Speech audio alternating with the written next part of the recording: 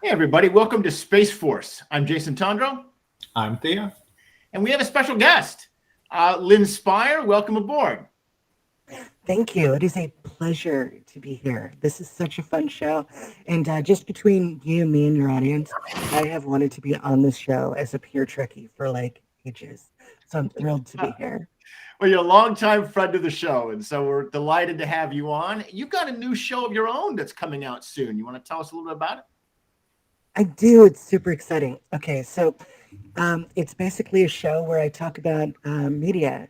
Oh, hey, look, my hand started kind of almost working again. I'm sorry. That's weird. Okay, it's a show about media and how we approach it and how it ages and all this fun stuff. It's just sort of a discussion about the way entertainment works, and it's going to be called "This Picture Describes Me," and we're starting next month, hopefully with some new models. This is the older model, my my happy little 3D thing right here.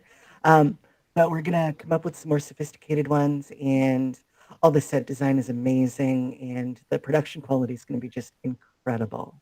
Now, will we watch this on YouTube? Yes, it'll be on YouTube and on Twitch. I'm going to start doing a show called Zero Effort Art, where I draw badly. Everybody told me they want to see that, and I just said, okay, so we're going to start that one next week. Right on. Well, there's something for us to look forward to. So It's going to be fun.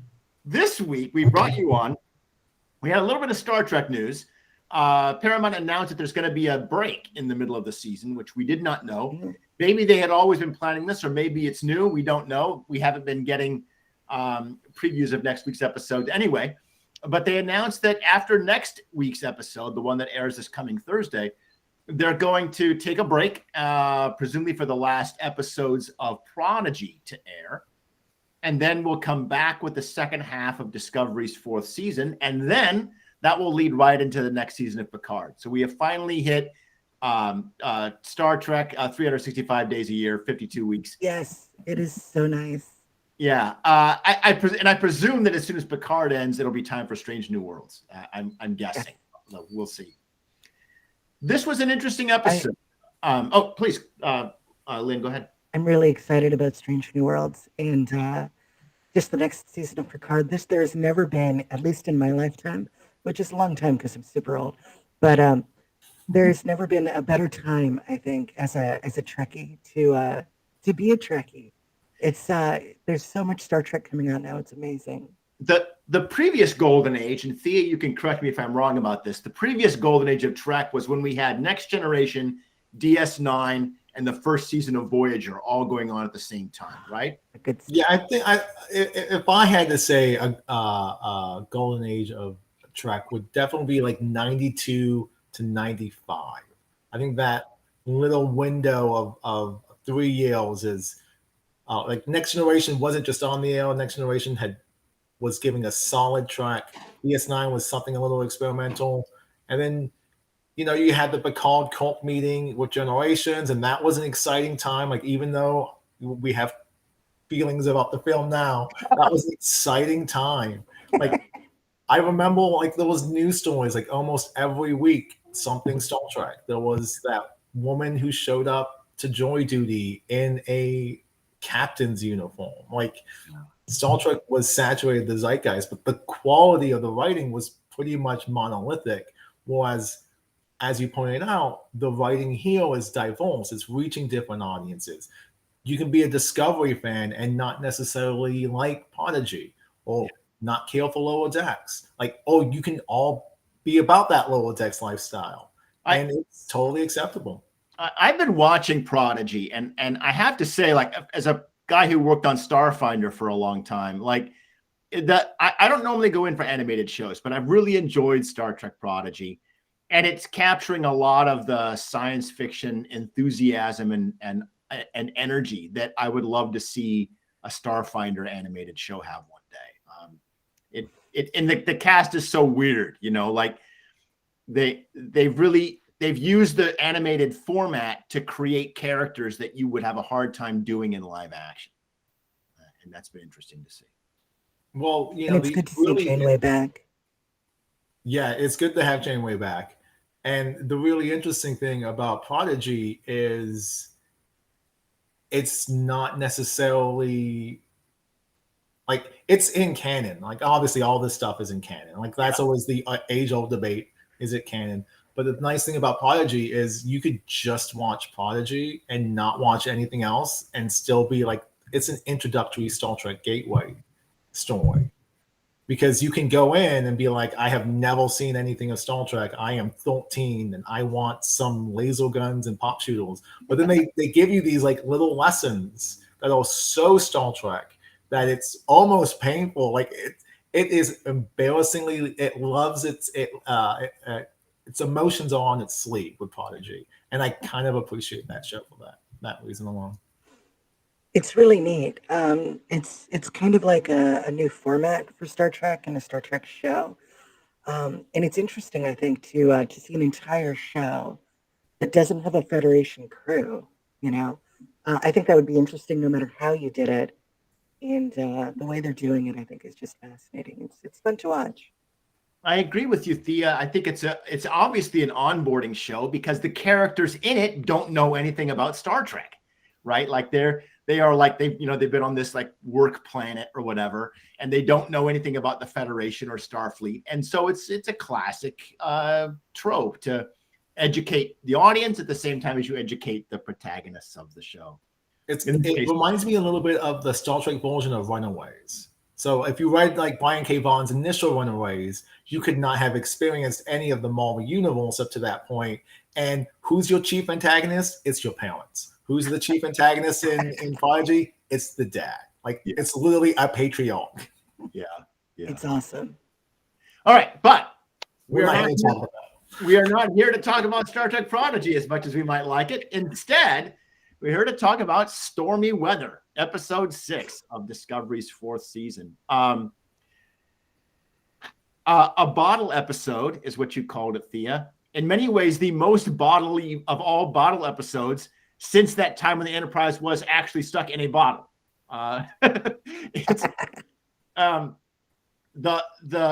Discovery goes into the subspace anomaly created by the DMA. And it is essentially an empty field of black nothingness. And there is no sensor readings. There's nothing they can detect. They don't have any star readings or any kind of that. There's nothing. They're just in this massive expanse of nothing. And now they have to try to figure out how to get out. And it sets up a time clock where the anomaly, the subspace distortion is slowly shrinking.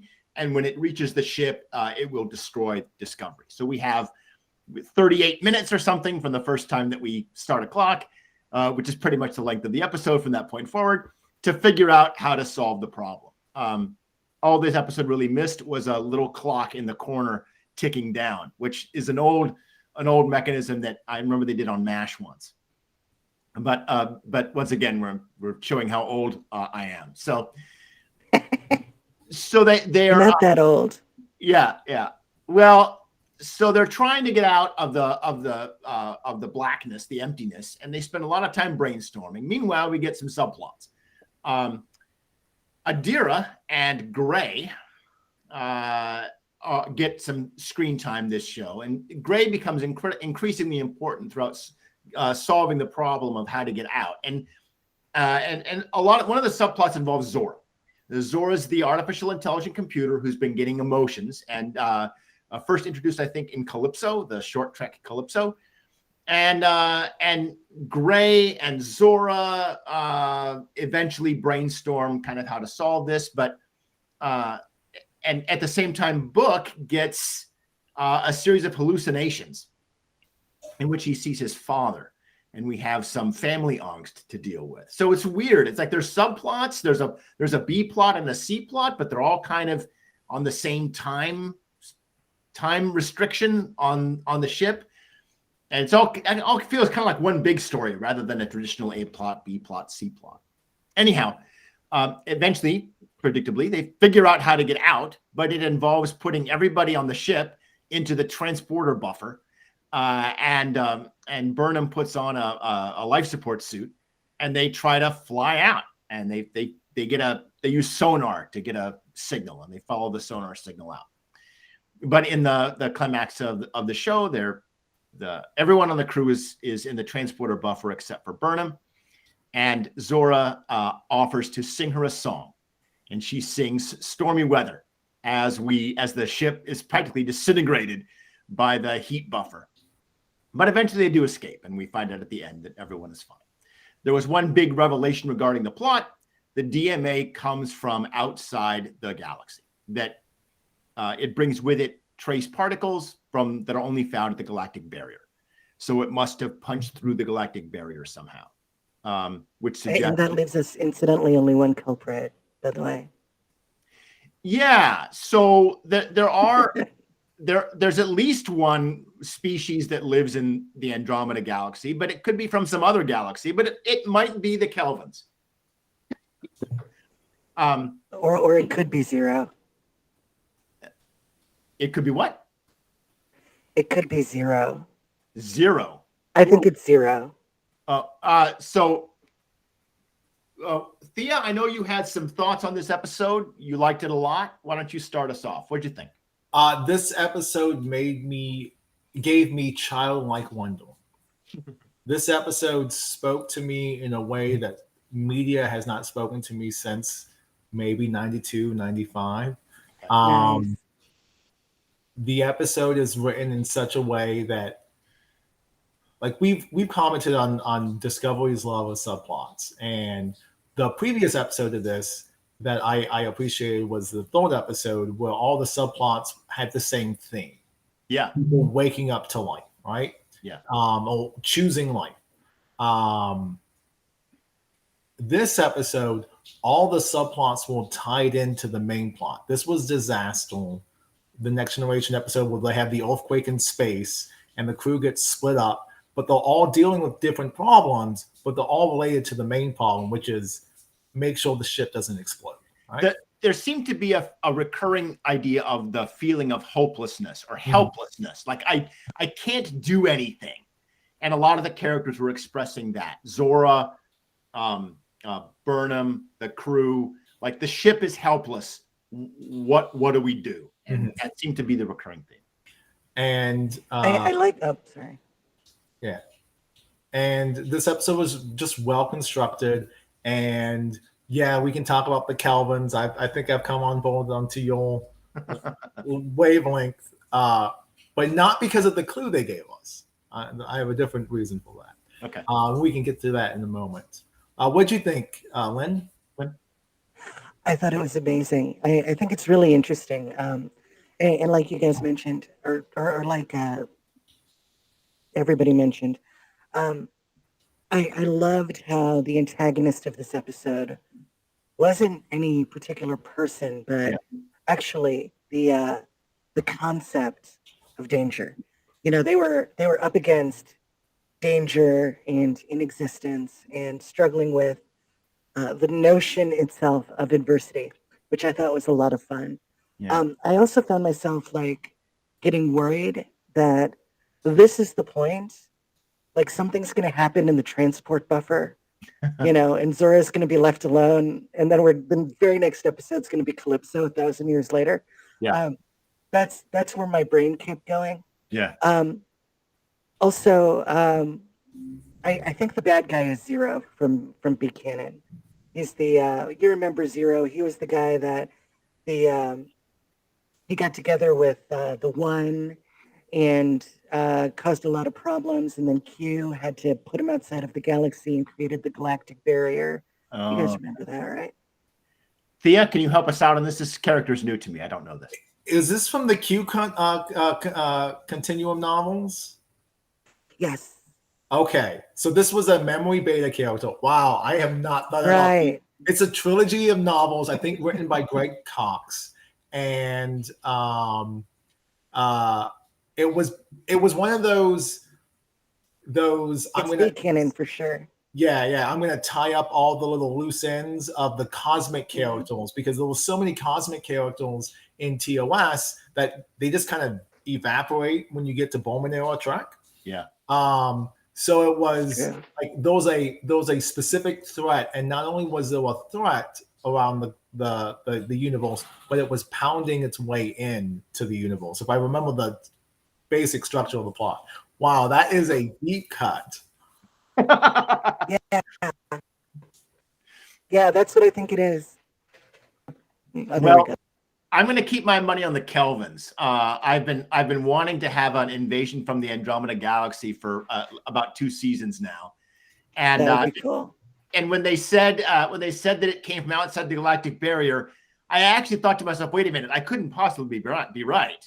Like, I'm never right. I can't be right.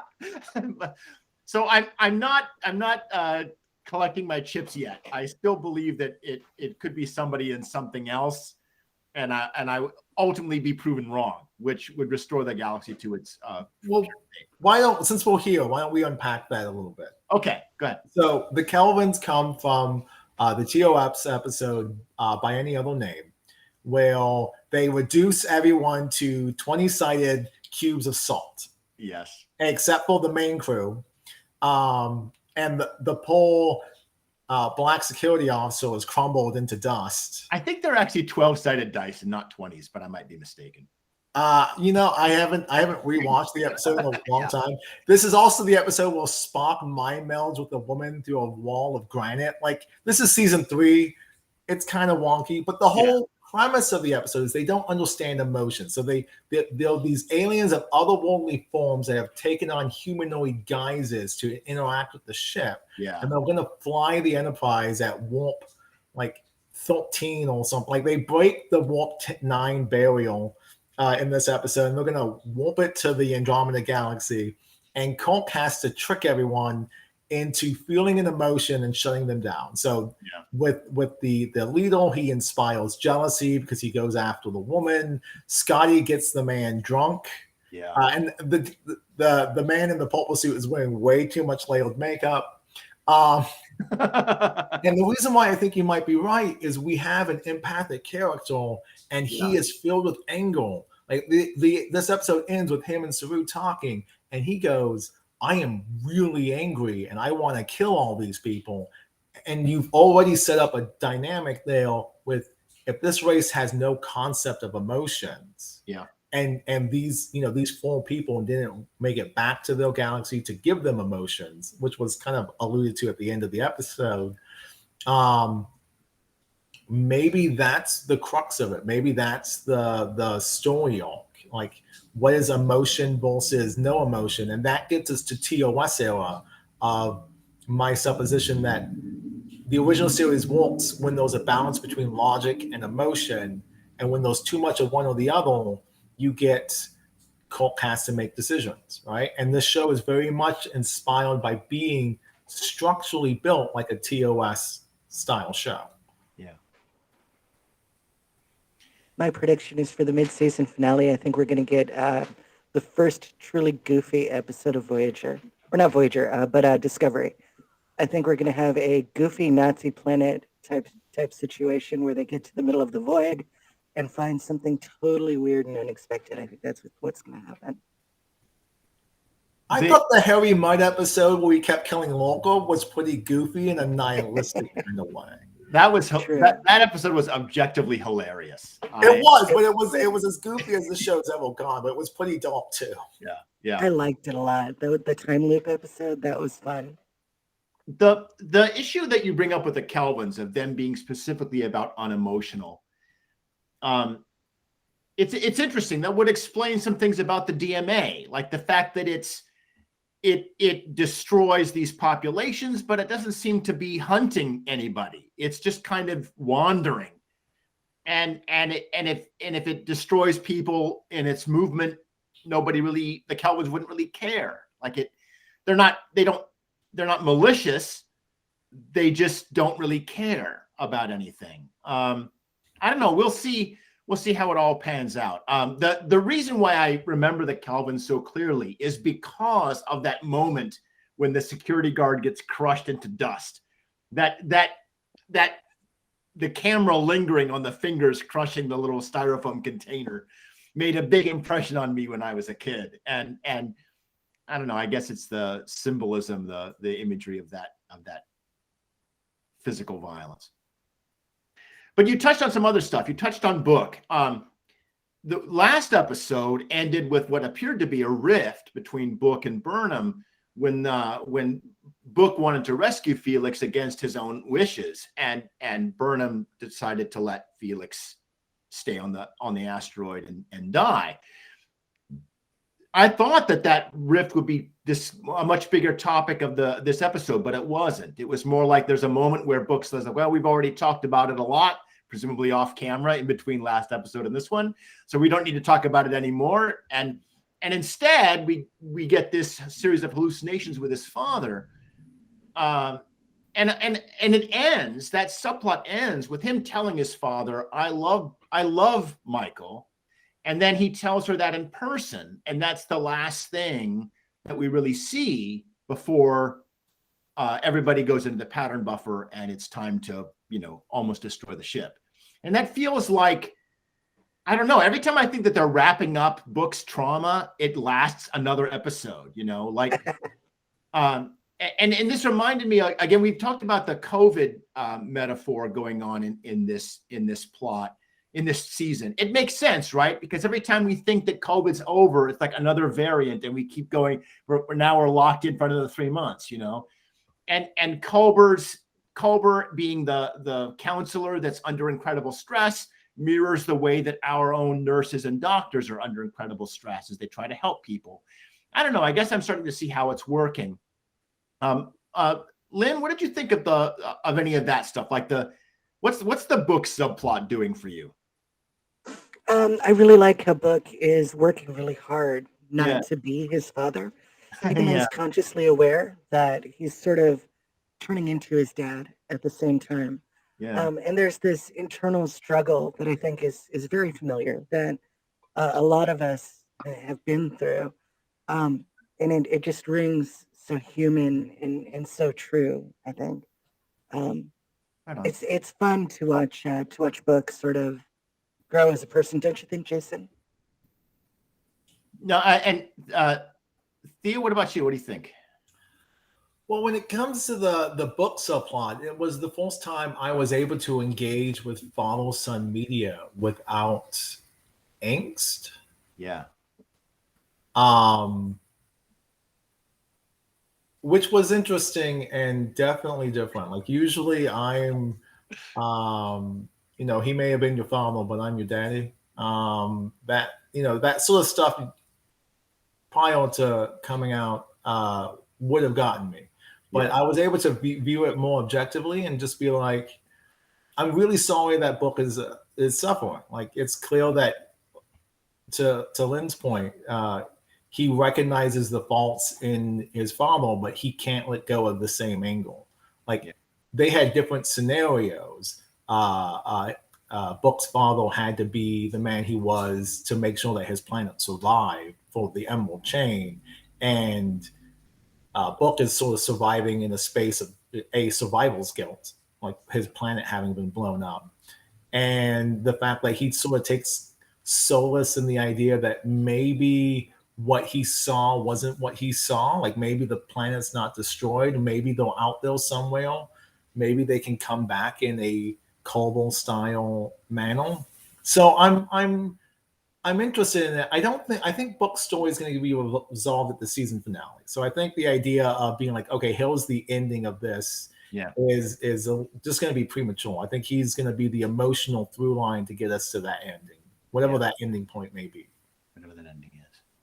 And by the way, Lynn, I was totally with you. Like as we were watching the show and like, okay, we're putting everybody in the pattern buffer and Zora's got emotions. I was like, is this it? Is this the Calypso setup moment? Like, but I knew that, but I kept thinking, what was in Calypso? Aren't all the shuttles gone? And they're by a planet. Yeah. So there is Calypso set up in this episode. Like, yes, there's the emotion, there's the emotional awareness, but specifically, they got the exterior of the ship. Yeah. So all the new upgrades that season 3 gave us they're gone. Like when you see the superstructure of the ship, they're gone. Like they could be like, okay, we're going to do like a retro look on Discovery. They could, but we don't have clear evidence they're going to do that yet. We don't. but it would very easily tie in with the visual language that Calypso gave us of being 1,000 years in the future and not having all that future tech on the exterior of it. Like they can still have the automatic transporters. Obviously, the show loves that. I really feel Unless it's I miss unless the it's a transport. variant timeline. Yeah. What was that, Lynn? I didn't hear you. Unless it's a variant timeline, like when they went 900 years in the future, anything can happen in one of those time jumps. They could have split, and we could be looking at two different universes where Discovery exists. Yeah, I'd be frankly surprised if they made the ship's exterior look like the old Discovery just for Calypso, but I suspect we'll probably get an answer more like what Lynn is saying, some kind of like, accidental weird thing that happens just for a moment, just to set up the one Calypso moment. I don't know. It's timey-wimey Harry Kim stuff. Yeah, exactly. There is an interesting way to do that with the mycelium network because the old Discovery went into the mycelium network, and maybe they replicated it, and that's what we're seeing. Like if I was writing the show, which I'm not doing, if I was writing the show, I think I would probably play off of that a little bit. Well, so speaking of all of that, we should get to the Gray and Zora subplot, which is in many ways kind of the real solution to the problem comes around. I loved it. Yeah. Lynn, why don't you what did you think about all of that and walk us through your thoughts as you were watching it? Okay. So as you know, I'm trans, and when you're trans, at least in my experience, part of that has been learning to deal with the things your body does during transition.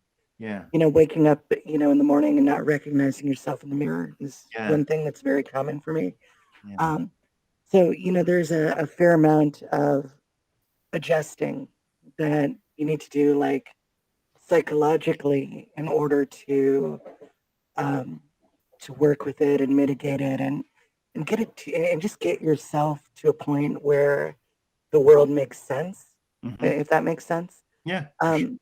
So I totally that's sort of the way it played for me, was as a trans character going through and trying to find peace in their body and dealing with the anxiety of being overwhelmed that also comes along with that particular thing, and how they sort of use the game to find that balance, which I thought was really cool. It was a really interesting illustration of that particular state of mind, and it struck me as like, oh yeah, well that's how you do it. That makes sense.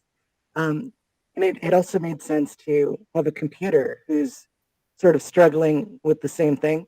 I think it's really interesting how Zora is sort of trans herself, in sort of the same way, at least in a metaphorical kind of sense. And it was really great. It was really great. I felt represented. I felt seen. Yeah. Zora describes her situation as, because she has no external sensory input, all of her internal sensory input is incredibly sensitized.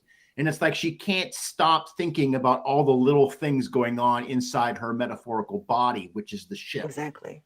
And that rang true for you. That you recognize. That's how it works. Yeah. Yeah. Thea, what about you? Well, to echo Lynn's point, there was the conversation about Zola's name, right? Yeah. So there was the conversation of, this is the name I chose, and having chosen my name, and having had all options available, and trying to figure out what felt right and what feels honest and what feels representational, and what sounded right to my ear. I love that we have this computer say, well, this is related to the dawn, and Gray's response is, yeah, I chose my name too, I just liked how it sounded. And both of those things are valid. Yeah. And moreover, there was another character who is not coded as trans, Book. And he assaults his name, right? Like his dad keeps calling him by his dead name. And he is like, and he stands up for himself. Yeah. Like, even if it's a hallucination, if his father figure is not actually there, or is some sort of DMA trick, or whatever the explanation for why he was having visions of his dad, like, he makes a point of saying, no, that's not my name anymore. My name is Book. Yeah. And so you get that sort of balance of being able to have those conversations where people are expressing themselves, or just saying, no, I like the sound of it. And the fact that we are in darkness, like the visual cues of this episode, we're in darkness. There is no light. Discovery looks very, very small in the void of non-space, essentially. Yeah. And Zoa is commenting, I chose my name because in many Earth languages, it's supposed to represent the dawn, and I felt that was appropriate. And then she has to fly the ship through a fiery dawn to reach safety, and to reach existence, to reach whatever the to reach space and not be threatened. I thought just all those things tied in so well metaphorically, with a level of nuance that when Discovery is on, and when Discovery is confident and secure in the story they're telling, and it's not pulling any punches, it is the best Star Trek, period. This episode was fantastic. It really is the best Star Trek I think we've ever seen, just in terms of writing, special effects. And I think the people that dislike it are crazy. This is the best show. Well, I noticed this episode has maintained our season quota of killing at least one person every episode, by the way. That guy had it coming. He was cheating at poker. Well, I don't think it's an accident that they kill one person every episode. And it seems to get progressively closer to the show. Like at first, who died? We had like that guy in charge of the station. Commander Nullis. Yeah. And then we killed a Starfleet captain at the hands of the Romulan monk, right? And then it's slowly getting more and more close to the Discovery's crew, right? So to this episode, we killed a crewman who I didn't know, but Thea, you know who this person is? Oh no, I just made up a story because that's just what I do. Oh, okay. Well, and also like in the pilot episode this season, they killed off 2 unnamed crewmen on the Discovery. So like Discovery has been losing people, and we also, we didn't. She's not dead, but we did lose Tilly. Yeah, like the show looks different without Tilly around. Yeah, I was angry about that. Tilly has been my favorite character on Discovery since the first episode, and it hurt to see her go. I love her so much. It really did. I totally agree with you, Lynn. Like Tilly was for the first season. Tilly was the reason why I watched Discovery. Oh yeah. Yeah. But anyway, and she's so cute. She's gonna be captain of the Voyager. They're gonna have a new Star Trek Voyager. Like, watch. Just okay. All right. Well, I hope you're right. That'll be good. I want you to be right. Yeah. Because they can now move. Discovery can travel to the Andromeda galaxy, and we can have a vision of the Andromeda series from Roddenberry in Star Trek. Like, that's A, weird, and B, awesome. All right, so that's it. So that's a deep cut because, of course, Roddenberry. What's the relationship between Roddenberry and the Andromeda show? Roddenberry. So Roddenberry, when he was sort of lost in the wilderness of being the great bone of the galaxy, the college people, he, like any other writer who struggles with success relatively early in their career, he kept trying to create other things, and he created famously All Final Conflict. He created the Questel tapes, and that got grandfathered in with Data. So all of that material he wrote for Questel, which was an android in our modern setting, got moved into Next Generation. Okay. And then he wrote a show called Andromeda, which unfortunately stars Kevin Sorbo as the Ruggish captain, and it was a show that was kind of like Farscape. It's suddenly the guy, the white meat baby face, winds up waking up in the Andromeda galaxy. He's on an alien ship that he doesn't quite understand, and he's got this weird crew. And it was developed by Robert Hewitt Wolf of Deep Space Nine fame, as an actual syndicated TV show, and it's not particularly good. Right. Well, okay, so I have to talk a little bit about the climax of this show and Zora singing "Stormy Weather." Does anybody have anything we have to break in before this? Because this might take me a minute to work through. No, go for it. No, I'm ready. All right, so Hollywood or American science fiction, let's say American science fiction, has settled on an artificial intelligence that sings while dying or goes out singing as this trope. It starts with Kubrick's HAL 9000 in 2001, and there with HAL singing Daisy as Dave Bowman is killing him. And there are specifically echoes of that moment in this episode when Zora asks, "Would you like to hear me sing a song?" And Burnham says, "Yes, I'd like to hear a song." Like that's Dave and Hal. That Hal offers, I've learned a song. Would you like to hear me sing it? Yes, sing it for me, Hal. Like you don't accidentally have your AI sing a song in a science fiction movie. It's that you're riffing on something. And so on the one hand, it's an echo of that. It's an echo of Hal singing Daisy, but it's also an echo of Data singing Blue Skies. The first time he sings it is in the film where he dies the first time. Is that right? Yeah, he sings it in the opening of Nemesis, and it is the clue that his memories outlived him in B4 because B4 is humming it right at the very end of the movie. But when Data sings Blue Skies at the beginning of that movie, it is not ironic. It is a celebration of the wedding of Riker and Troy. And it's not ironic until the end when, so then B4 sings it. But again, that's not ironic. In a sense, it is because Data is dead.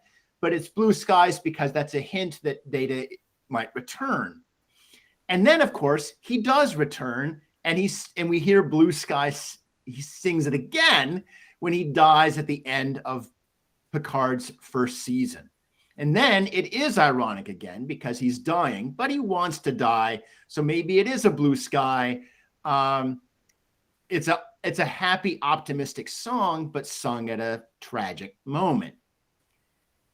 And then we get this, which is beautiful or fascinating to me. It's fascinating to me because, of course, Stormy Weather is the exact opposite of a blue sky, right? They chose a song that is the inversion, an ironic commentary on Blue Sky. But the ship is surrounded by nothingness. There is no weather at all. The song is an ironic commentary on the ship's situation, but it's also a commentary on the fact that the ship has to burn through this incredible, burning firestorm. And so it is stormy weather in that sense. And when she sings it, it's very slow, right? It's like stormy weather, right? And it's really slow. And it's done that way to remind us of Hal singing Daisy,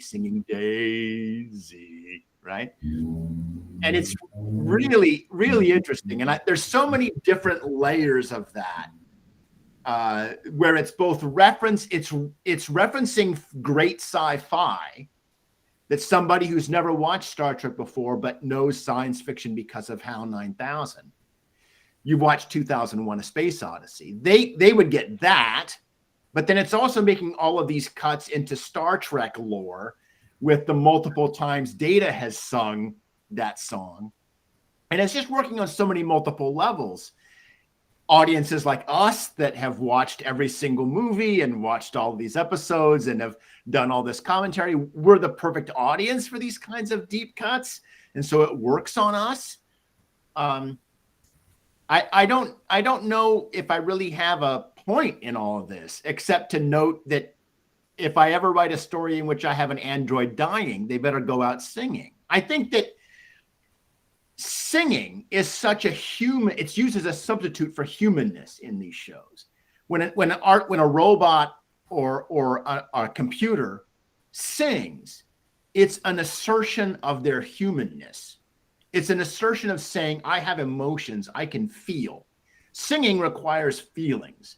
And the songs that they sing always have deep feelings in them. Daisy is a courtship song. And when an android sings, he's asserting that I have human feelings. I am human in every way that matters. And because they sing it while dying, it becomes a dying testament. I am dying, but I am dying human, and so I am validated in my humanness. I don't know. I think it's very interesting. It was kind of fun, actually, now that you bring it up, that just before the song, they're going through the barrier. Yeah. And Zora says, I can feel pieces of me dying. Yeah. Oh, that really hit me, that moment. Yeah. And interestingly, she compares Burnham has taken a inspiration from the end of last episode and created a sort of family tree with Spock and Sarek and Book and everybody. I was anxiously looking through that to find any sign of Cybok, by the way, but no sign of Cybok, which is too bad because I really at this point, I'm pretty sure Cybok never happened, and I'm just not going to get emotionally invested because they keep getting to these moments of Cybok could be Hale, but no. Anyway, they tease us. And then Zora takes that idea and constructs a tree that represents the entire ship. Like she sees the entire ship as her family, and all the people on it are her family. And the ship itself is kind of her body or her family structure. And so, so Lynn, like you were saying, like when she says, I feel parts of me dying, she lives. I mean, Zora lives, but it's not without great struggle and great cost. And when she sings while the ship is burning up, it helps to build suspense.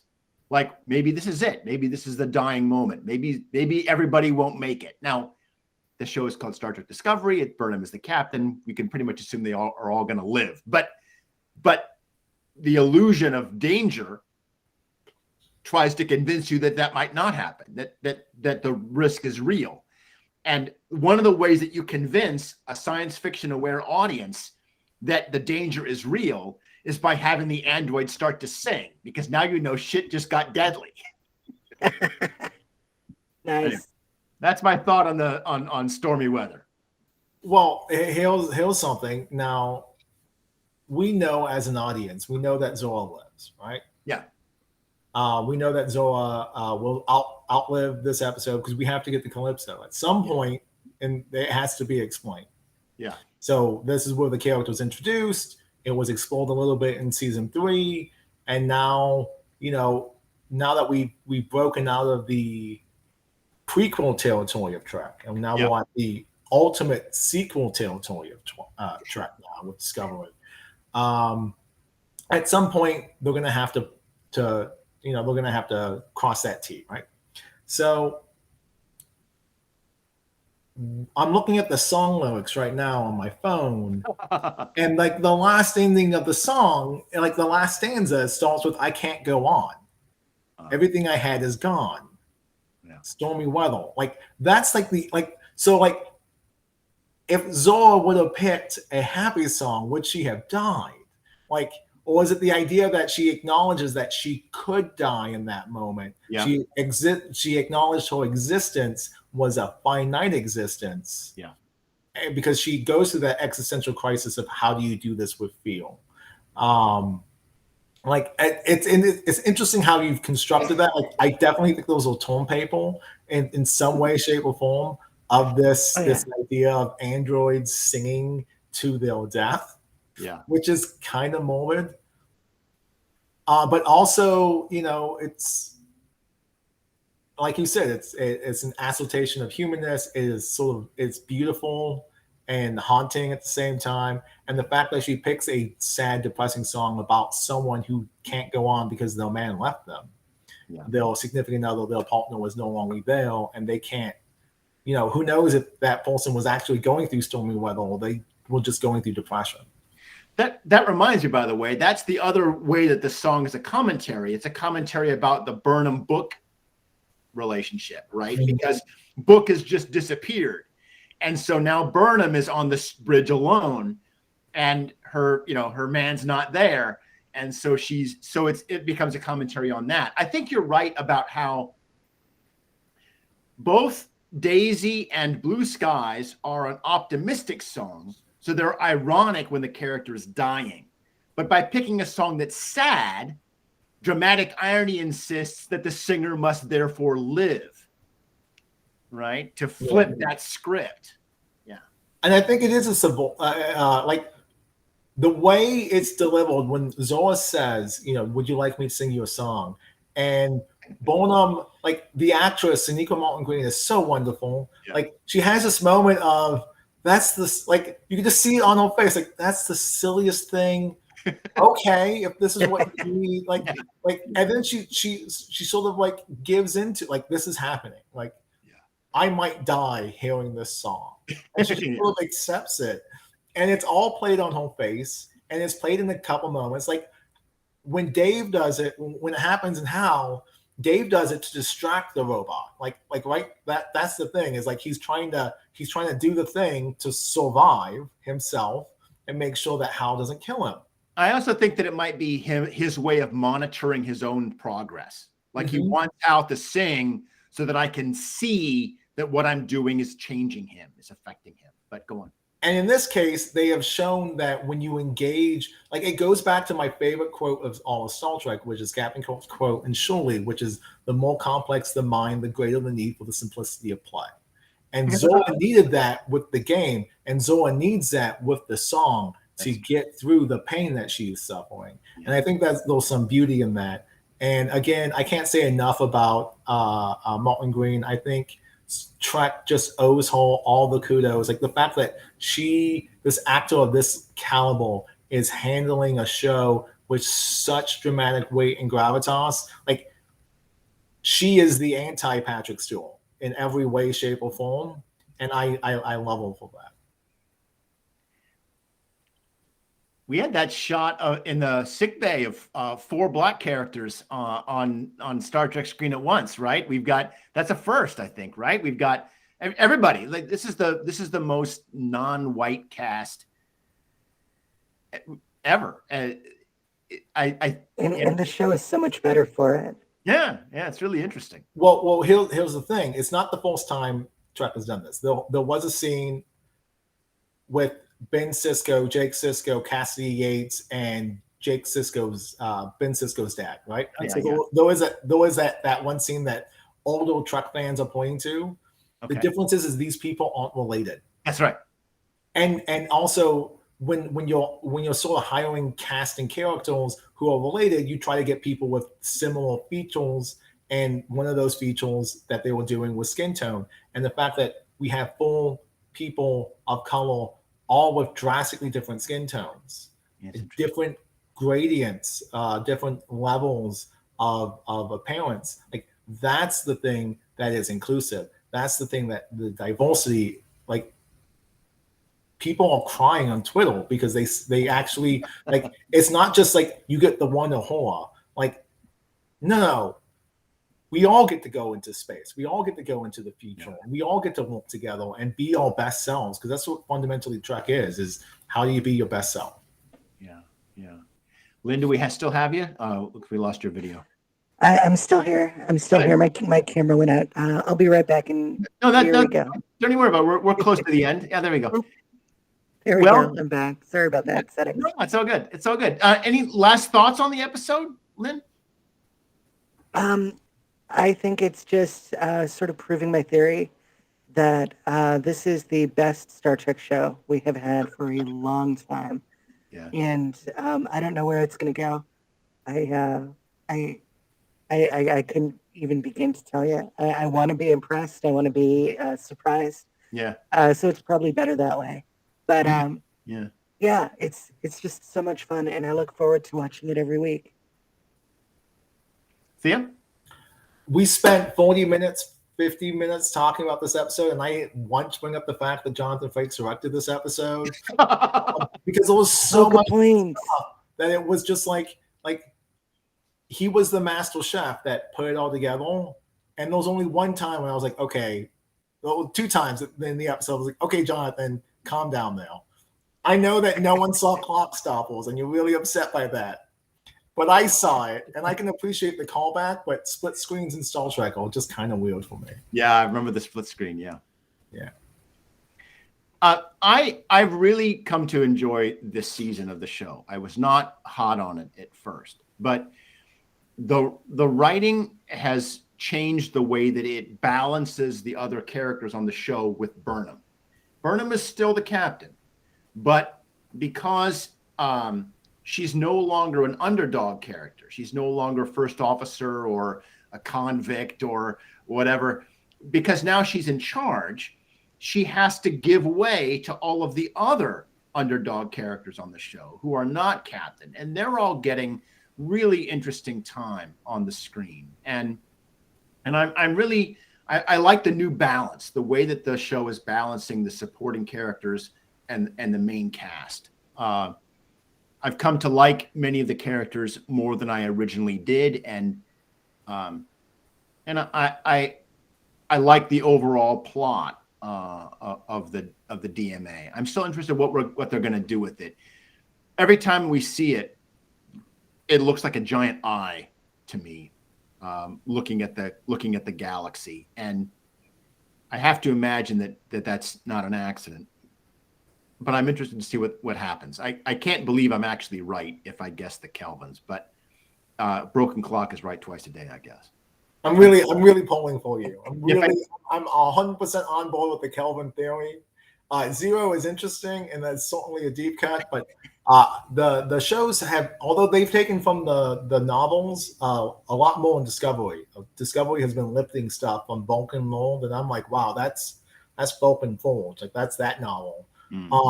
They have been more okay with that, which I find fascinating and interesting. But I really want it to be Kelvin's just so that you can have that moment of elation, Jason. Otherwise, I'll just keep shouting Kelvins into the void, and eventually they'll show up somewhere, and I'll finally be right. Yeah.